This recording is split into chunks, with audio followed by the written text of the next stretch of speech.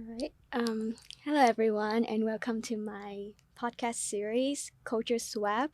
And my name is Betty, and today I'm eager to introduce you all to a new wonderful friend I just met today, who came from Egypt. So, would you please introduce a little bit about yourself? Hi everyone, I'm Sarah, or Sara Nasreldin if you want to pronounce it correctly, and I am from Egypt. I was born there. I wasn't really raised there the entire time, but I was born there and I graduated high school from there. And yeah, that's where I'm from. That's where my parents are from, so I'm 100% Egyptian. Yeah, that's so cool. And what year are you in currently? I'm a senior. Yeah. So, what do you have any major yet, or? Oh yeah, I'm a double major in English literature and media studies. Oh, that's so cool. Hmm. Yeah, that's great to hear about that. So you are going to graduate this spring, right? Yes, May. Yeah. So how was your experience with this so far? As a With TU. mm-hmm. Mixed feelings. It didn't start off perfectly. It was very hard to adjust to Tulsa and TU. It's just very different from what I'm used to. But and then COVID hit and I was at home for like a year, maybe and a half. And so I didn't really get the entire college experience, and I'm also a commuter, so I never lived on campus. So I go back and forth. So that was really difficult, like making friends, attending events and everything. But in this last like year and a half, I have been doing more, and it has been like nicer, and I've been attending all classes like physically. So that makes it easier, makes it more accessible. So yeah, it got better. But yeah, overall I liked it. It's an experience. Yeah, it's so great to hear about that. And before we go further, I would love to invite you to play maybe an icebreaker game. Mm-hmm. It's very simple, so no worries about that. Sure. And I just want you to get to know each other better, Mm-hmm. and yeah, maybe just make you feel less nervous about Sure. what we're going through, because I just feel like I'm digging into your personal life. It's okay. So yeah. So are you ready for the Sure. game? Okay.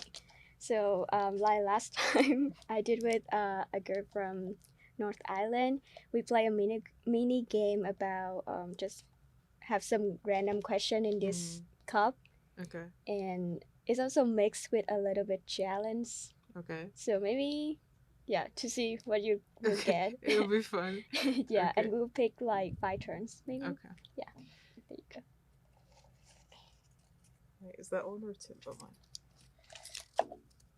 What do you like to do in your leisure time? Okay, so I love to read. That's why I'm an English major, and I love to watch movies and shows. Like I'm a movie junkie. I watch movies maybe like 5 a week, but like I watch movies so like a lot, and I also love shows. I just like film in general, so recently I've been more into that. But I also I just love storytelling. I love watching stories in all their forms and how they're told. And yeah, that's basically why I chose my major is English to study English literature, and media studies to study mainly film and also social media and just how all of these stories impact our own personal lives.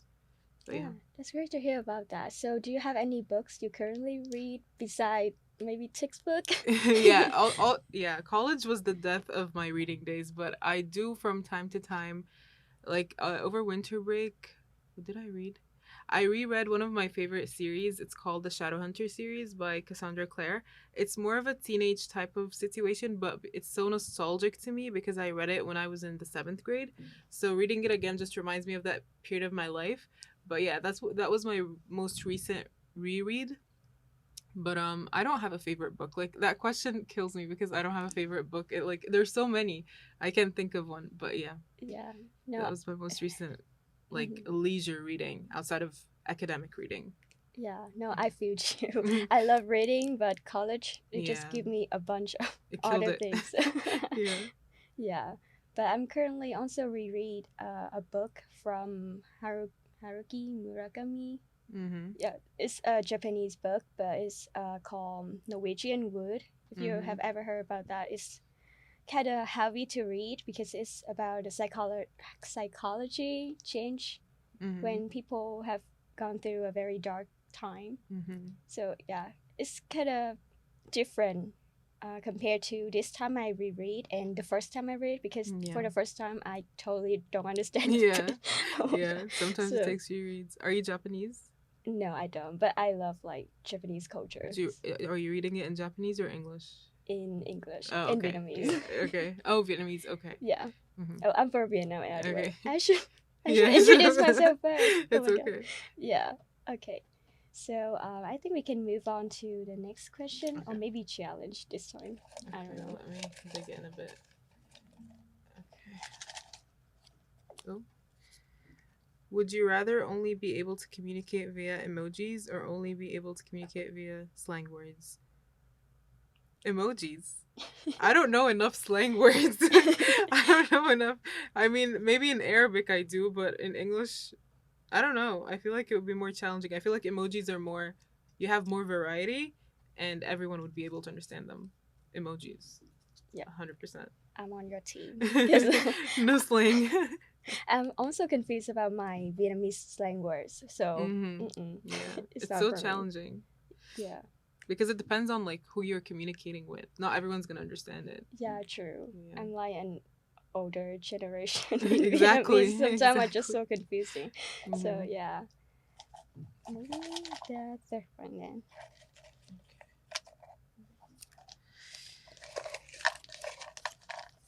What? Where?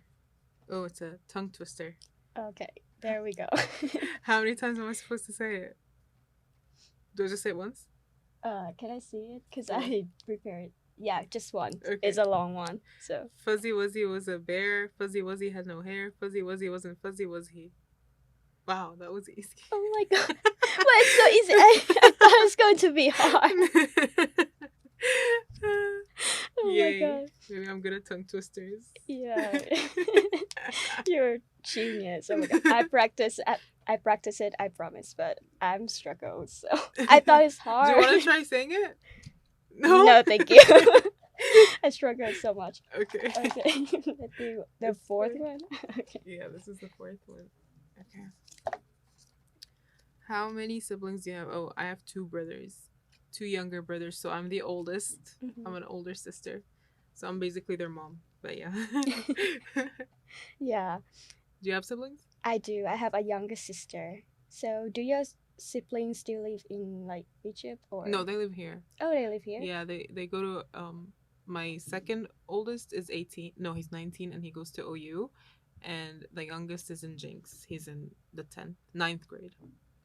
Okay, I see. My sister is still in Vietnam, so yeah. Yeah. But that that one, everybody just picked that one, and I have no idea what's wrong with that. But any different people that I show to do a mock one with, Yeah. they always have that one. How many siblings do you have? Yeah. It's a pretty basic question. Oh my God. Okay, the last one. Okay. Let's see. Tea or coffee? Why? Coffee. I don't drink tea. I hate tea. I don't know why. Oh no, I drink like Thai milk tea, or black milk tea, like boba tea, like the tea with the boba. I love boba. I'm obsessed. So that's the only case where I would drink tea. But otherwise, I drink coffee every day. That's count. I think that's count because I love boba a lot. When I was in Vietnam, I drank it like every day. Yeah. And my family have a coffee shop, so they make like the mix between the coffee and other drinks too, like Yeah. smoothie. Yeah. And they also have boba, but I love other Oh my store God, I boba love more. that. But I yeah. also love Vietnamese have you ever been to Boss Tea? It's Yeah. like, yeah, they have the best Vietnamese coffee, and I put boba in there, and it's chef's kiss. It's my favorite drink. But yeah. Oh my God, yeah, that's so good. Mhm. Okay, so I guess we have so much fun so far. Yeah, that was fun. Yes, and maybe I can move to another part because I want to listen more about your experience here as an international student. And I know you struggle a little bit because of COVID. So before you coming here, when did you plan to like study abroad or? Yeah. Here's the story. I never did. I was supposed to study back home normally. Like, I applied to college there, I got accepted. That was the plan. but my dad is a petroleum engineer, and so we moved a lot. Like during my childhood, we moved a lot. So I lived in Dubai, I lived in Saudi Arabia for a bit, I lived in Oman. So I lived all over the place. And so when it came time to go to college, my dad came to us and he was like, I got relocated to the US. And I was like, what? So I didn't want to come here, but no. So he was like, just apply and see if you're going to get accepted and we'll go from there. So I did apply to TU and OU and OSU, and I got accepted to all three, but my dad is a very rigid Middle Eastern man, and so he said like I have to go somewhere close to home. So my entire family is here, like my mom, my siblings, and my dad. So I live in South Tulsa and I commute. But so yeah, that's the thing. I never planned to come here, and if I did, if I was planning, I don't think I would have picked Tulsa, just because it's very, I don't know, it's not, I'm a city life girl. Like I love the city, I love the lights, I love the traffic. I don't love the traffic, but I like it. It makes me feel like I'm at home. And here you don't have any of these things. I mean, I got used to the quiet, but yeah, basically I did not plan to come here at all. Yeah, I get that. I Yeah. didn't plan to come like specifically to Tulsa either because Mhm. I went to the US to study my high school here Mhm. in Oklahoma City with my aunt, Mhm. and we look for some college during that time, and I do want to live like near her family, but I Mhm. know college is going to be very tough and you have Mhm. a lot of things to do. But when I live there, I have to babysit my little cousins, Oh. so I don't think I have time. I don't and I don't want to feel bad about that, Yeah. so I choose to move here and maybe just travel back whenever I have Yeah. time. So Yeah, yeah. that sounds like. When did you come here? So like, I came here for like 4 years ago. yeah, me too. Around, I came here 2019. But yeah. Yeah, just right before COVID.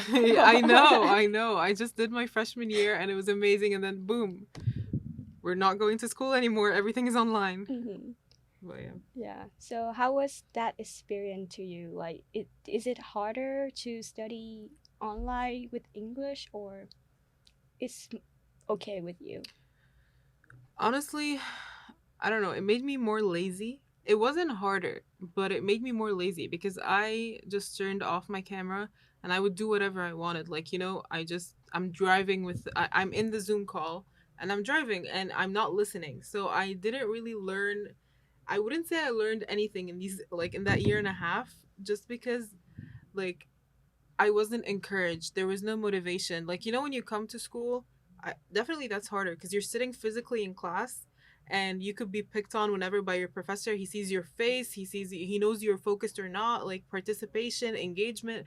So definitely in person is more harder, but because it's harder, you're more accountable for what you're doing. So if I'm coming to school, I do my readings more. I am more focused. I take more notes. I do best on my tests. But like when I was online, I did none of that and I would cheat on my tests. Hopefully, none of my professors see this because honestly, like that was the truth of it. Like it made me so, there was no motivation, there was no incentive. So I just flaked on everything. And one semester, the fall semester of COVID, like of 2020, the semester of 2020, I was back home and I stayed the entire semester back home, so the time difference would force me to attend classes at night. And so I would just not be there. I would be sleeping in the class. So yeah, no, I definitely think I like physical school more, just because online school made me a worse student.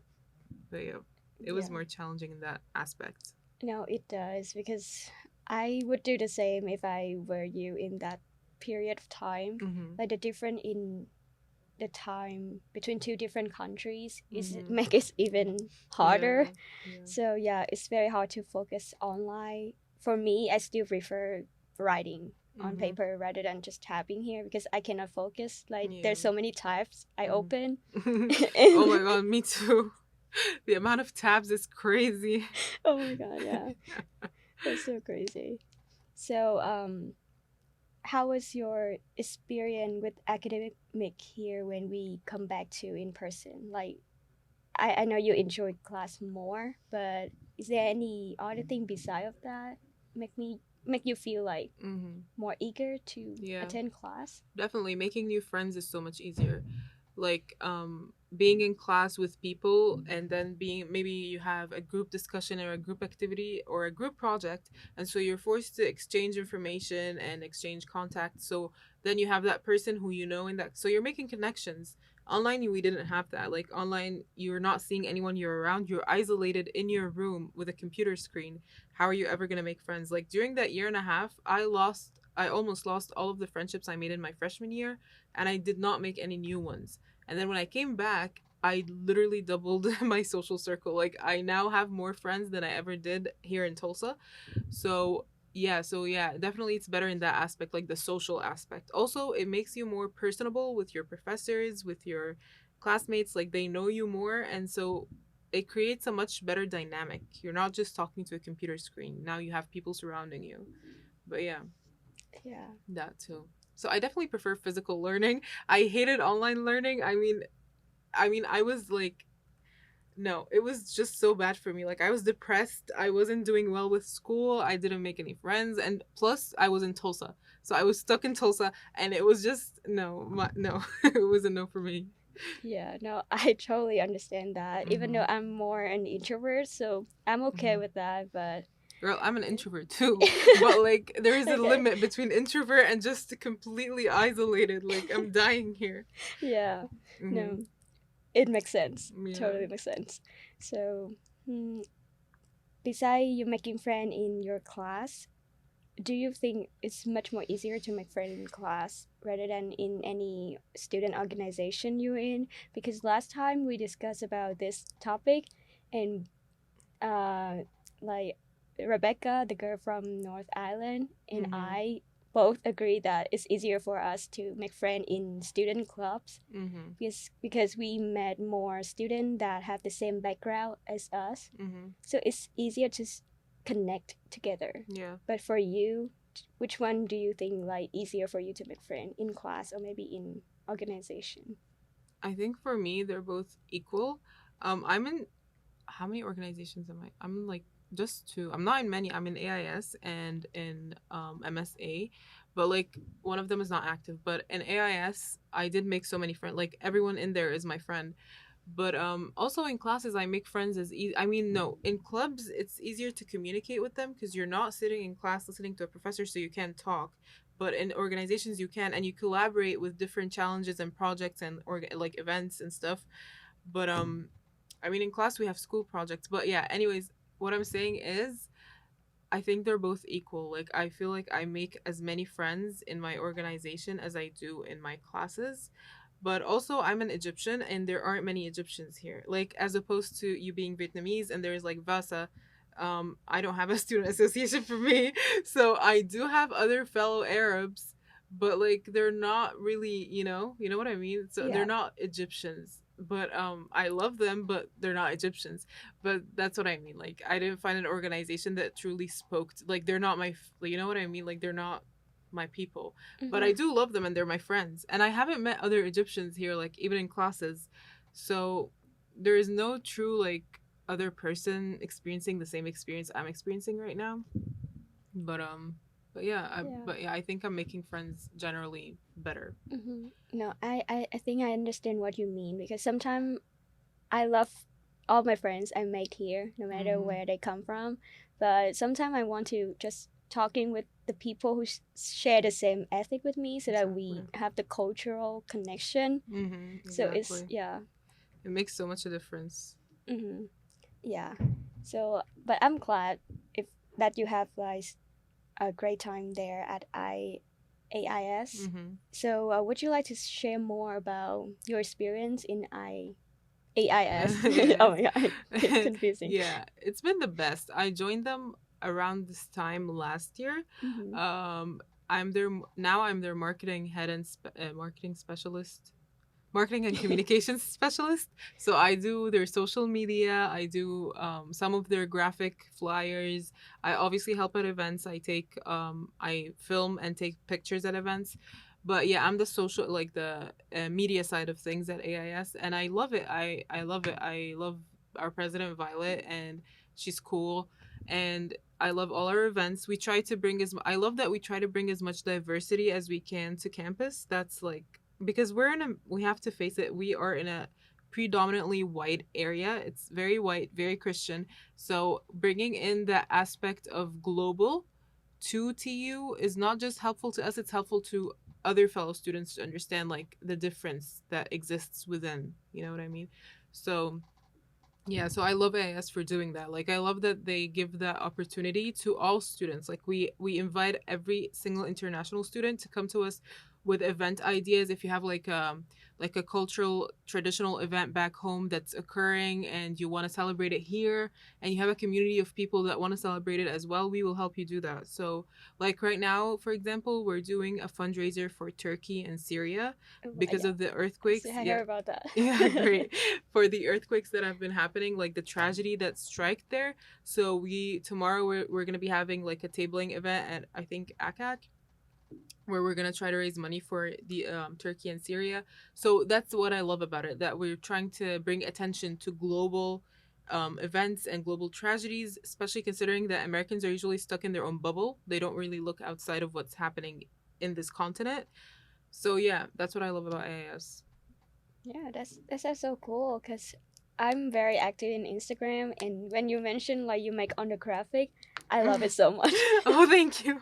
I try. Yeah, oh my god, I love it so much, and always wonder like who made it. So now I know. Well, it's in collaboration with our president. Like Violet also makes a lot of them, Hmm. but we both interchangeably do. But Oh I'm the one god, posting. The captions are me. that's so cool. Oh my god.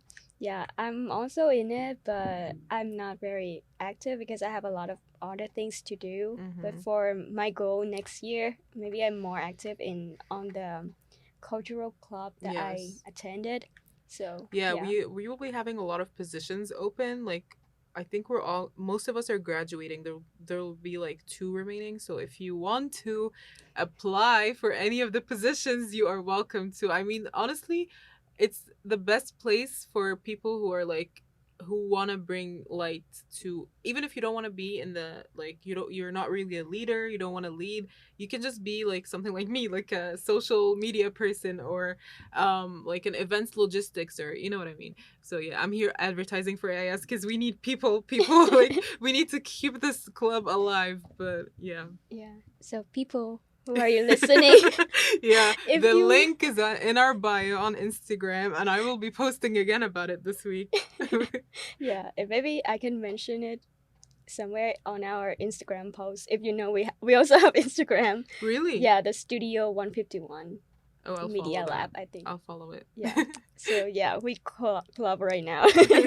But yeah, that's so great to hear about that, and I'm very excited for the upcoming event, Hmm. and I will find the time to be there for sure. Great, thank you. Okay, and so we talk a lot about your experience here so far, and you also have some difficulties. So have you had any like solution for it? Like how you do to overcome all the difficulties related Hmm. to the pandemic now, even though it's not like very serious like it Hmm. used to be, but yeah, how do you manage it? I didn't. I It's literally did not. okay. I just let whatever happens happens. Like as I said, like I was seriously not good like mentally wise. I was not doing okay. I because when it happened, when COVID struck, we were all stuck here. Like I couldn't take a flight because usually I go back home to Egypt every summer. And so that year, we like six flights were canceled. We couldn't go back home. And I just felt so trapped. And I couldn't go to school. I didn't have enough friends to lean back on because it was just my first year. And everyone, like, there was no one for me except my family, which I'm grateful for. But we were all stuck in the same boat and we were all just in a bad place. So we didn't really help one another. So, um, no, I was not doing good. When I went back home eventually, that in July that of 2020, I was doing much better mentally, but academically I was not doing well at all. But if I would go back in time and try to adjust how I dealt with COVID, I would definitely just pay more attention to classes, try to make the best of it. Like honestly, I was just spending too much time on social media and TikTok. TikTok was my, I mean it still is, but I spent too much time on it. So at that period of my life, I only had TikTok, and it was just depressing to see, like, all these trends happening, and I don't know, just trying to recreate them and just not doing it right, and everything was just not it. Like, it feels like a different time. Like, it feels like surreal now, but anyways, I'm good now. Thank God. I'm good now. But if I would go back in time, I would definitely do a lot of things differently. I see a lot of people who use that time for their own personal physical growth, and honestly, if I would go back, I would utilize my time much differently. But yeah. Yeah, that's so Mm-hmm. great to hear about that.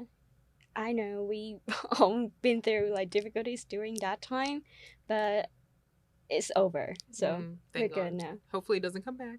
I Please don't hope come I back. hope so. I hope so Don't say it's over so too. it comes back like that. Oh my god, yeah.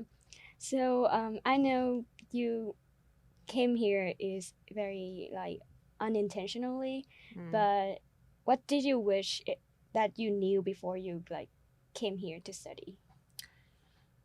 Yeah, that's a good question. I wish, I mean, if we're talking Tulsa specific, I mean, I wish I knew that America wasn't what the media portrayed. Like, I was imagining New York, Gossip Girl, like, these shows and movies, how they portray America. It's just not like that. Like, when I came here, I was shocked. I was like, what the heck is this? Like, it's so, because Tulsa is like rural. I mean, not Tulsa, but Oklahoma is like rural. Like, the amount of farms and cows, it's just, as I said, I'm a city girl, so I did not understand any of that. So I wish I knew that. I wish I prepared mentally better for it. But now I'm used to it. I'm used to the quiet. I'm used to the early hours. Like, why do restaurants close at 7? 7, that's Right. late. 7, 7. Oh my goodness. And like, just a lot of things, like, why Americans do a lot of weird things. Like, why do they measure everything in pounds? Why is distance miles? Why these are things that I didn't know. Like, I had a fair my understanding of America was purely through TV, and that was wrong. Like, I should have done my research pragmatically, like, but yeah, so I just wish the media didn't lie to me. Like, I wish they told me the truth about the US. Like, I don't hate it here, but I also don't love it, and I don't know if I want to live here, but yeah, anyways, so yeah, I wish I just had done my research and not depended on, like, Hollywood. But yeah. Yeah, no, I totally agree with you in this one. I'm so shocked when I came here and on the unit they use is completely different from I my country, know. and it was like okay, it's 40 degree in Celsius. How can I convert it into Fahrenheit? I was like, what the heck? And why Yeah. they use like feet instead of That is so true. centimeter? Like, why? Why? Why? And also, like, I think they're the only country that does this. Like, I don't get it. They just want to be different. Yeah, I don't know. It's special. I love the life here, but Yeah.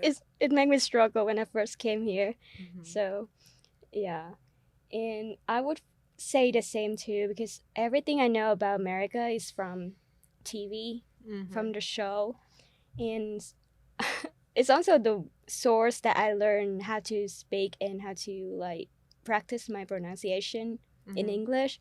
So when I came here, I'm not really like shocked about the pace of life here because Hmm. I feel like it's more similar to the country. Hmm. No, it's not a country. The what's the word? It's a what happened. The hometown Oh. where I came from. Hmm. It's very like a rural area. It's Hmm. not completely rural. Hmm. It's a little bit mixed between the city and the rural, but Yeah. yeah, it's give me the same thing. But then I'm trapped in the house, like what do you Hmm. say for the COVID? Hmm. Then I feel like stuck and being annoyed because even though I love staying at home, but I also want to explore everything too. I want to go, and then I find a reason to come back. Hmm. So Yeah. That is it's literally me. It's got like, I'm an introverted extrovert. So I like going out, but I also have a social battery, and it runs out, and I want to go back home yeah, to my true. bed and my cat. Oh my god, yeah. Oh, so you mentioned you have a cat? Hmm. Mm-hmm. I have, his name is King Tut, because he's an Egyptian king. He's a tabby, and he's the cutest thing ever. Oh my god. He's so cute. Do you want to see him? Yes, sure. Okay. Oh my god, I love cats Do you and have dogs. cat? I Oh. love like all the animals. Yeah, I'm an animal person Oh too. my god. Wait, I want to see. I always have pictures of it. Look, he's so Oh my cute. god, so cute. He's so chunky. He's so fat. Yeah. I just took him to the vet, and the vet was like, "You have to, like, he has to eat less. Like, he's so big." Oh my god, But so I like fat cute. cats. I don't like them skinny. But yeah, he's on a No. diet now. Or maybe he should not like work so hard for it. It's like it's worth. Yeah, Yeah. I have to take him on walks. Yeah. But I love like chubby animals Hmm. because I feel great when I hold them and Yeah, he's so cuddly. It's so cute. yeah. My god. Yeah, but I'm glad I'm having a lot of interesting story about your life here in the US, more specifically in TU. So maybe we can get further. Hmm. I'm thinking of like maybe we can talk something about the culture of your country. Mm. But before we like getting deeper, maybe I can read like a very I don't know, it's a short description about what Egypt is, Hmm. so that people can just Sure, have some basic information about it, and then we can dig like deeper into it. of course. So yeah, so I wrote here is Egypt is officially Arab Republic of Egypt, formerly United Arab Republic, and it is located in the northeastern corner of Africa, and its capital is Cairo. Hmm. It, am I pronounced Yes. right? Awesome. And its official language is Arabic. And the majority of its land is in the arid western and eastern deserts, and separated by the country dominant feature, the Nile River. Hmm. Okay. Egypt is famous for its ancient civilization and the monuments of the majestic Pharaoh. Hmm. Moreover, Egypt is the home of 7 UNESCO World Heritage Sites, and it's very impressed me for this information when Hmm. I first know about that. And but yeah, I think you have more interesting facts about your home country more than I am. So maybe you can go ahead and tell us a little bit about like what do you like the most about your country? Wow, I love everything. But I mean, I love our history. Like you Uh-huh. just said, we have our history goes back more than 7,000 years. We are one of the most ancient civilizations, ancient Egyptians. We were so like ancient Egyptians had techniques and developments like mathematically, calendar wise, engineering, like the pyramids. Um, so yeah, like we were such a developed civilization, and I'm so proud of that. Like I love our history. It's one of my character traits. Like I show it off all the time. It's a flex. Like my grandmother, great grandmother is Cleopatra or something. But yeah. So our history is very rich. Our food is amazing. I love our food. I miss it right now. Like here, you can't really find the ingredients to cook that food. So and I miss my grandma because she's the only one that can cook this food. But yeah, and I love the people. I love the people so much. It's the like I love the we are funny. Like not me, but like Egyptian people in general are known for being like funny people, and our sense of humors are great. And I love our art. We are very artistic, creative people. We have, I would say, the most like musical and like television and cinematic productions in the Arab world. Like we are appreciated Arab wise. Like they love our movies and songs and music. Me too, I love it too. But like that's what we're mostly known for.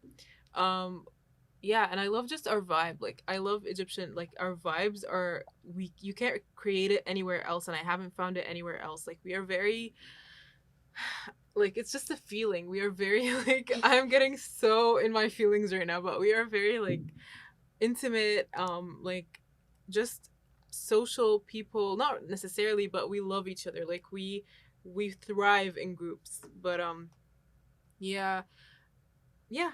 And so yeah, and we're also like for facts, we are dominantly a Muslim country, but we also have Christian a lot of like a very big Christian population and Coptic Christians, and that's a lot of people don't know this. Like a stereotype is that the Middle East is entirely Muslim, but we have a lot of Christians, and yeah, and we love them. So we live alongside very nicely. So Mhm. any stereotype that does not exist. But yeah. Yeah, I love it. Like your eyes sparkling when you talk about your home country, and that's what I need. Like I That feel just that. misses so much.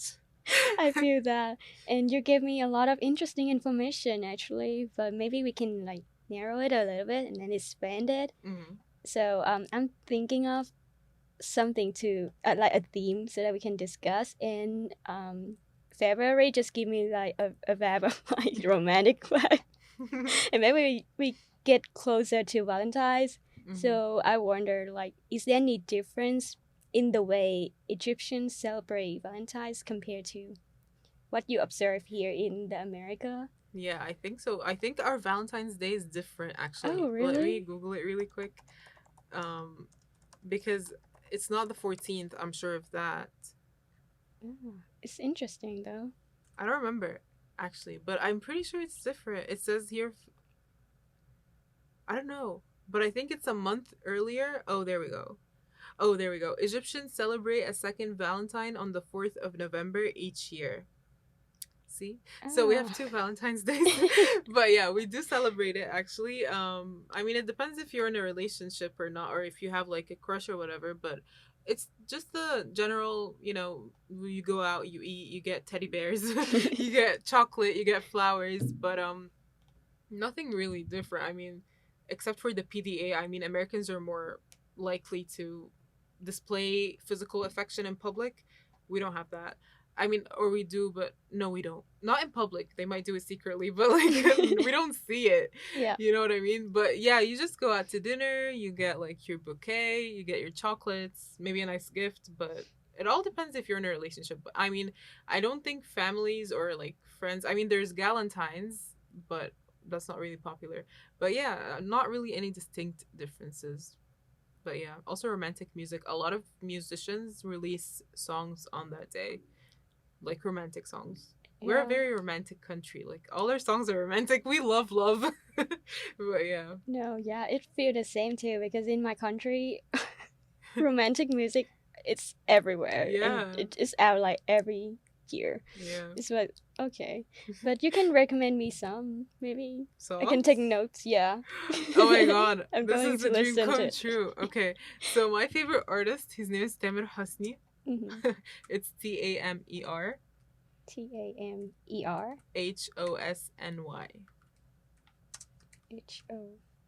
SNY. Hony. Okay, I got Yeah. this. So everything he makes, listen to. Also, he has some collaborations with like American. Who was it? Snoop Dogg, Akon. He has songs with them. He's a pretty popular artist. I love him. He's the love of my life. He's like how people love K-pop and like BTS. He's my K-pop and BTS. Like he's literally, I love him. Anyways, anything you listen to by him, just tell me. I'll send you links to all his songs. Okay, yes, we can do that. Like after Yeah. today, I'm going to listen to because I love like foreign song, even though I don't understand completely the Mm-hmm. meaning. I Yeah. will search it up later, but I just enjoy the rhythm that Mm-hmm. they produce in the Yeah. song and the emotion in it. It's perfect. Yeah. I So love Turkish songs and I don't understand Turkish. But yeah, I get what you mean. yeah, no, I love it. Okay, I'm having it on my list, so I Yay. would check it out. Yay. And I'm thinking maybe a fun little activities we can do because it's related to Valentine. Mm-hmm. So, are you confident to do like some cute pickup line? If you have any, you can think of in English or either in Arabic. If you have any. I mean, the first one that comes to mind is like, you come here often? That's the only one that could, like, whenever you see somebody, they're like, you come here often, and it's the most stupid pickup line, but yeah. There is this new one, actually, my friend, it's not even a pickup line, it's like a pickup emoji. My Mhm. friend yesterday was talking to me, and she was like, there's this guy on Instagram, and he sent her, they've never talked before, and Okay. he sent her an emoji of a dog. That's Right. it. No context. Then And what does it mean? so she was like, I mean, she responded, she was like, oh, he's so cute, what's his name?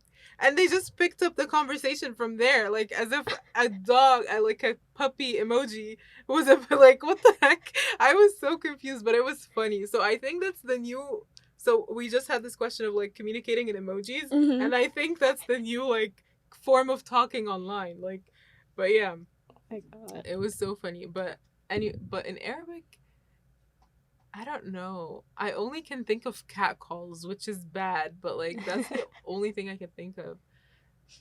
Yeah. It's okay if you don't have Yeah, I know. any. Mm-mm. Yeah, because, But I do think that the puppy emoji is a smart one, and a yeah, lot of that guys should one's utilize it. that one's so random, but oh my God. Yeah. Yeah. But talking about like pickup line, I heard a lot in English. Like your eyes are like the ocean. I could swim on them in all day. I was like, okay. Ew. But No.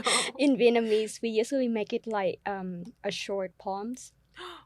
So it's Wow. like it's rhyme in Vietnamese, but I have some rough rap here, Okay. rough like translation if you want to hear. Yeah. But I picked one of them. It's like I speak in Vietnamese and I can translate for You you. sure? So it's like cậu là đám mây nhỏ trên bầu trời thật to, nhưng cậu đừng có lo, tớ thương cậu nhất đó. So it's mean like you are a little cloud in a big blue sky, but no worries of feeling not special because I'm the only one who loves you the most. It's so cute. That is so cute. Oh my god. Actually, we also have a huge poetry culture. Like, good that you told me. Wait, let me try. Okay, Let me try to find something, maybe something short and cute. there we go. Egyptian poems. We're in the same track. Oh, wait, why? Yeah, okay, let's see. Oh, no. No. Wait, no, I'm gonna write Arabic poems. Short Arabic poems. I wanna say something in Arabic. Wait, That's so cool. okay, let me see. Oh, this is a long one. Why is it not in Arabic? Anyways, do you want me to read it? Yeah, sure. Okay, but it's in English. This is Mahmoud Darwish, and he's a Palestinian poet, and he's actually like one of the most popular ones over in like in the Middle East. But let me read it. If you return alone, that's the name. If you return alone, tell yourself exile has changed its features. Wasn't Abu Tamam before you harrowed when he met himself? Neither you, neither you are, you nor home is home. Things will carry for you your patriotic feeling. A wild flower will sprout in your abandoned corner. The house sparrow will pick at the letter H in your name in the fig tree broken husk. A bee will sting your hand as you reach. Interesting. This Yeah. is not romantic. Yeah, but it's interesting. This is about, I Yeah. think, because he lived during yeah, he has a Nobel Prize. He's poetry, he's a Palestinian, and oh, yeah, because he lived in the aftermath of the Israeli invasion of Palestine. So his poetry came to embrace exile as a universal human emotion. So his poetry is mainly about exile and like his love for Palestine, his patriotism to Palestine, his nationalism. But also the fun fact about this author is that he fell in love with an Israeli spy. He fell in Oh. love with her. And when he I don't remember the poem, but there was one. Wait, which one is this? Yeah. But he wrote a poem about her, and it was so beautiful, but I don't remember its name, but it was so beautiful. And he said, I remember this line. He said, "It was like my country was occupied again." So when he found out that she's a spy, an Israeli spy, he just felt like he was being invaded again, like he was that much betrayed again. And it was so beautiful. But yeah, there's this one in Arabic, just so I can give you my Arabic Yay. pronunciation. Exciting. كلما سافرت طالبني عطرك بك كما يطالب الطفل بعودة أمه. تصوري حتى العطور تعرف الغربة تعرف النفي. So this translates to, every time you traveled, your perfume asked me about you, like a child asking about the return of its mother. Imagine, even perfume knows banishment and exile. Oh my God. Isn't that so beautiful? Yeah. But yeah, anyways, he's one of my favorite Arab poets. But yeah, this went into a very different direction, but yeah.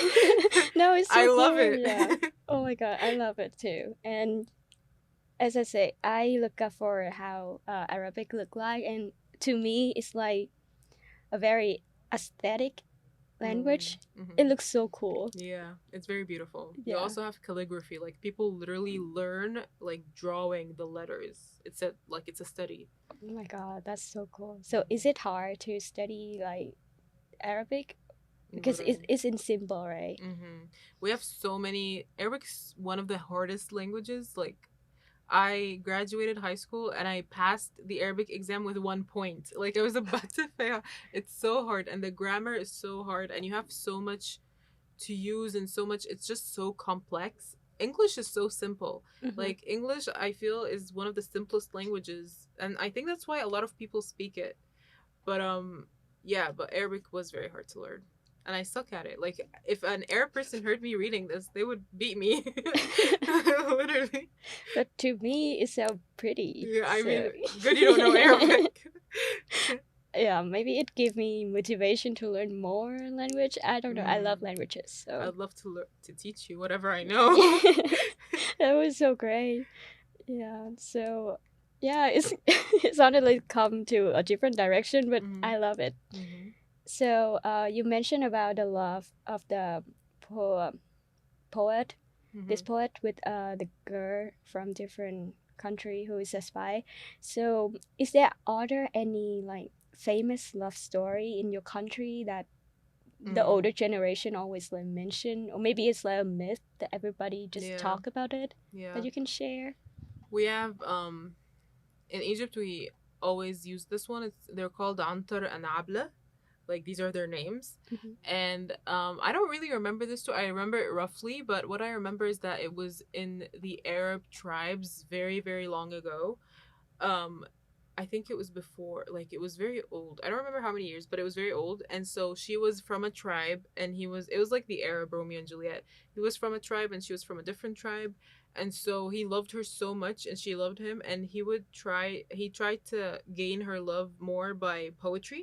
Poetry is such a big part of our history. Like as Arabs, we had slam poetry. I don't like it. It was literal slam poetry where people would stand up on rocks and just say like whatever they were thinking, and the rhymes, and like it was such an intricate performance. That was even before people put it down on like paper. They would just speak it into the world and like it would disappear. But yeah, so poetry is a big part of their love story because that's how he tried to gain her love. And I don't remember how it ends. I think they die. But but I think Tragic. because I think their tribes were enemies and she was supposed to marry her cousin, and he didn't want that. I think he killed himself. I don't remember, Oh. but yeah, it's one of the ones that we use, Antar and Abla, and I think it's pretty similar to Romeo and Juliet. But Antar and Abla is even older than Romeo and Juliet, so Shakespeare is a thief. Yeah.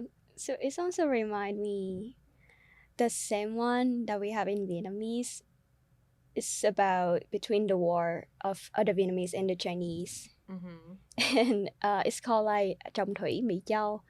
And Trọng Thủy is the name of the guy from Chinese, and Mỹ Châu is the daughters of the king in Vietnamese during that time. Mm-hmm. And I don't know if it's true because it has some magical elements in it that there's what should I call the turtle god.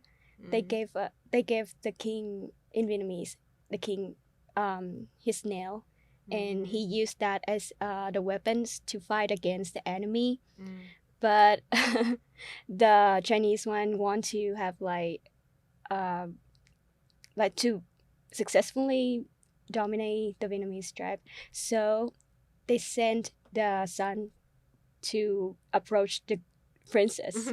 Yeah. Yeah, so their love began, and I don't know if they truly love each other, but when it's found out, the princess also married that prince from the Chinese tribe, and then she listened to her husband and stole that magical arrows or weapons Mm-hmm. and give it to her husband, and he sent it back to the Chinese tribe. And then they just open a big battle against the Vietnamese that nobody can expect it, Mm-hmm. and then they just flee. But this girl, she she very loved like her husband. Mm-hmm. So she have a big coat that is made from the goose feather. Oh. And she just pick it up and throw it along the way. So the enemy just track it and like we lose. But that girl also died and it's very tragic. But her husband, I think he loved her too. That's why one day the myth tell he just like approached the well and he just missed his wife so much that he just throw himself into the well and die. Why are That's love so stories like tragic. that? Why are they so sad? I have no idea, but yeah, That is so sad. that's so tragic. But it's a myth, so I have no idea if, or Yeah, maybe I like should look it up. yeah, I think mine is no, I think mine is made up too, but I mean these things must exist in real life. I mean forbidden love, but Yeah, yeah, it's very sad. I know there's some historical context planned into it, but I don't know Mm-hmm. the true story, Yeah, so I cannot tell. So yeah. yeah, people listening to me, don't take it too serious. Yeah. It's just inspired by true stories, I guess. Yeah. Okay, so that's cool. So speaking of that, we go through a lot of like romantic elements. So let's talking like maybe the location. Is there any famous romantic places that you know that couples usually go there just to have a date? In Maybe. Egypt? Yeah. Yeah. Yeah, there is the Nile. So you know the Nile River. Yeah. So we have like so it runs throughout Egypt. So there are a lot of areas along like the area that there's like something called the Corniche Nil, and Mm. it's such a cliche spot, but it's the first thing that came to my mind, and it's just you go there by the water, and you get like you know seeds like pumpkin seeds or whatever, so you get them and you just eat them by the water. I mean, this is such a cliche old kind of date, but a lot of people still do it. But yeah, you just take food and it's like a little picnic by the river, so it's cute. And what else? There's also the Cairo Tower. It's like a tower in the middle of Zamalek, which is like an old Cairo. Like it's very old and old area, but it's really pretty like up there. And what else? I don't know. I'm more of a movies and dinner girl. Like I don't want all these things. I just want to eat and watch a movie. But yeah, these are also coffee shops and restaurants. Like the restaurant and coffee shop business in Egypt is thriving. You want to make money, you go open up a restaurant and it's never going to fail cuz we love to eat. Like we're always eating. So like dinner is probably the most common kind of situation, and usually you just stay in a coffee shop. Our coffee shops don't close it until like maybe the latest 1 a.m., 2 a.m., so you can literally stay there the entire night. Um but yeah, I feel like yeah. I mean, there must be more. We don't have really many gardens because pollution. But yeah, I feel like that's it. Yeah. Yeah, that's good to know though, because I never know about that. I know Egypt have a lot of like famous place, but to visit. Mm. But I just curious, like, is there any romantic place? Mm-hmm. Because in my countries, there a city which is called Dalag. Everybody think of that immediately when they talk about love, because Mm. in this city it's up to the hill. I think Mm-hmm. if I get it right, but there's a valley which is called Love Valley. So people Mm. usually go there just to have like romantic environment or maybe atmosphere, Yeah. so they just come there. But we also have a myth about that. If the couple who's dating go there, they easily break up. I was like, it's a love city, what are you What the talking heck? about? Why? Why do they ruin everything? Oh my Where god. are they supposed to go now? But it's pretty over there, and I don't Mm. think like every couple just Wait, let break me up. Google it. Love Valley. Wait, Vietnam. Let me see. What? You found it? Yeah. It's pretty there. I've been Oh there my like one or god. twice. That is so gorgeous. I don't Hmm. care if we break up, I want to go. Wait, let me show you the Corniche so you understand what I'm talking about. Okay, so typically it looks something no wait, not like that. Not like that at all. But yeah, it's like something like this.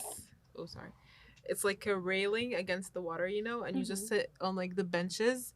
And usually there are Oh, like food trucks and like people sell like hot chocolate and like hot drinks over there. oh my god, I love that vibe. And it's just so yeah, it's so scenic and beautiful. But yeah, Yeah. Oh my god. Imagine when you go there during sunset. gorgeous, Awesome. gorgeous. Awesome. Oh my god. Yeah. Yeah. Okay, Egypt down to my Yes, traveling please list. visit. Please Yes. visit us. Oh my god. I love it so much. And I think it's also a good time for us to wrap it up now because we have a lot of things. And I honestly didn't plan to talk so much about love, but you bring up like love song We and love love. It's okay. it just fits so well. It's okay. Oh my god. But I love it. Like sometimes it's just unexpected, but it fits so well. So I just Hmm. move on. Yeah, Yeah, it's I fine. love it so much. So before we wrapping up, do you have like any tips that you want to share for the audience about like studying abroad if they have a plan to go on, or maybe some tips to learn English because Mm, you know Arabic too, right? So yeah, is there any tips that you learn English so you can speak fluently? yeah. I think the best thing you could do to learn it while being fun is watch a lot of English movies and shows with subtitles on. A lot. I mean, like, always listen to audiobooks. Try to read them while you're listening to them. Just look up any word that you don't understand while you're doing that because it's fun. You're watching a movie and you have the subtitles on, but if you don't understand it, something, just Google it, and then you're gonna automatically find yourself just speaking better. Like sometimes I would read a word and I don't know what it means and I don't know how it's pronounced, and I open up Google and I just listen to how it's pronounced and I just forget about it, and then comes a time later on where I'm reading out loud or something and I say it correctly even though I might not even remember how it's pronounced, but in that moment I just learned it. You know what I mean? Yeah. So just be exposed to a lot of English, surround yourself with people who speak a lot of English, or speak good English, and you're just gonna find yourself speaking it better and better. It's not a conscious effort, like it just happens, because that's what happened with me. Like at some point I didn't speak English this well, and then just eventually with reading a lot of books, watching a lot of English books and movies and shows, it just suddenly found myself just speaking it better. Also living here made it better because obviously when I was living back home it wasn't bad, but I wasn't fluent. Then I came here and I just started communicating in English all the time with my professors, writing a lot of English papers, and so it just became better. But yeah, just watch a lot of English stuff. Try to talk it more at home. Even if your family doesn't understand it, just talk a lot at home. Yeah. And yeah. And then just before, if you're coming to study abroad, I would recommend Googling where you're going and just like be prepared. I mean, just keep an open mind would be the best advice that you could be like do for yourself. Just keep an open mind about what you're gonna see and what's gonna happen to you, because not all of it is gonna be pleasant, even especially as people of diverse cultures. But yeah, just keep an open mind and try to have fun. Yeah, that's so great to hear about that. It's so helpful because I also did the same, but I didn't watch a lot of movies in English like you did, but Mm. I enjoy singing. So Yeah. I love Oh, singing karaoke. So wow. that's how I practice my That's a lot. pronunciation. Another thing you can do. Yeah. Yeah, there's a lot to be done. Like we have a lot of options now. Hmm. Hmm. But yeah, it's so awesome today. And thank you so Yeah. much for being here today, Sarah. Thank you. And thank you so much for listening to today's episode of Culture Swag. And I hope you learned something new today about Egypt or simply had so much fun with us. I have so much fun. Yeah, me So, yeah. too. So stay tuned and I will see you next time. Bye.